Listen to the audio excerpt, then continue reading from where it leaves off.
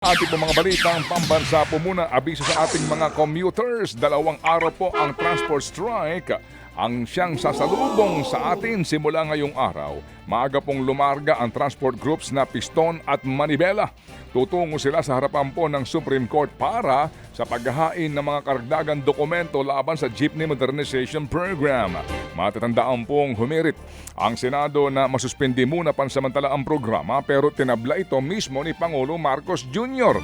At ayon sa Piston, kabilang sa isinusulong ng kanilang tigil pasada ay ang tuluyan pong pagbasura sa Modernization Program, tigilan po ang pagpipilit sa franchise consolidation at ang pagbabalik po ng renewal ng prangkisa at rehistro ng lahat ng PUV na hindi nga bumuo ng kooperatiba.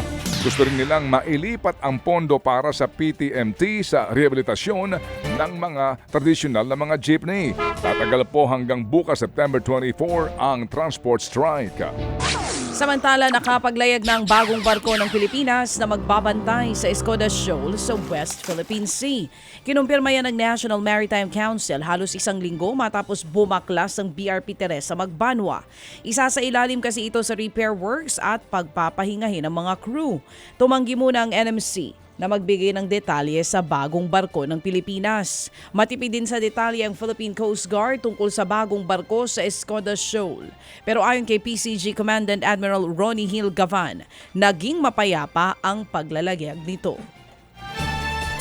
Posible po raw na ilabas na ng International Criminal Court ang arrest warrant laban sa mga suspects sa war on drugs ng pamahalaang Duterte. Ayon kay Bayan Muna Chairperson Nery Colmenares na tumatayo rin bilang isa sa mga abogado po ng biktima ng extrajudicial killings, ilalabas daw ang warrant bago magtapos ang taon, kabilang po ang warrant para kay dating Pangulong Rodrigo Duterte. Patapos na rin daw ang investigasyon ng ICC sa mga pagpatay sa kasagsagan po ng kampanya kontra iligal na droga noon.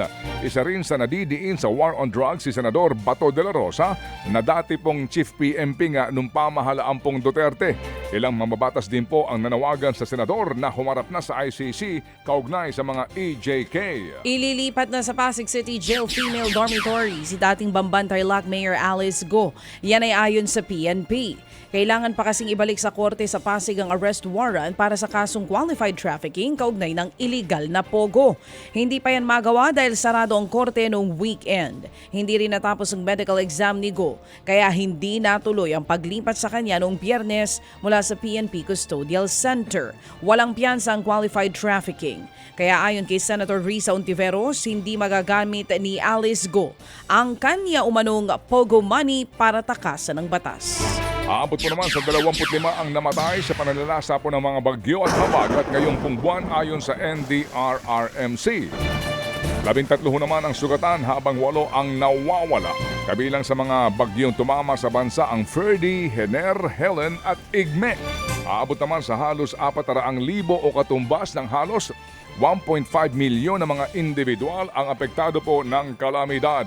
Ang ilan sa kanila po ay kinailangan pang lumikas dahil nga sa baha at landslide. Pumalo po naman sa higit na 600 million pesos ang halaga po ng pinsala sa agrikultura, habang higit na 22 milyong piso naman ang pinsala sa infrastruktura.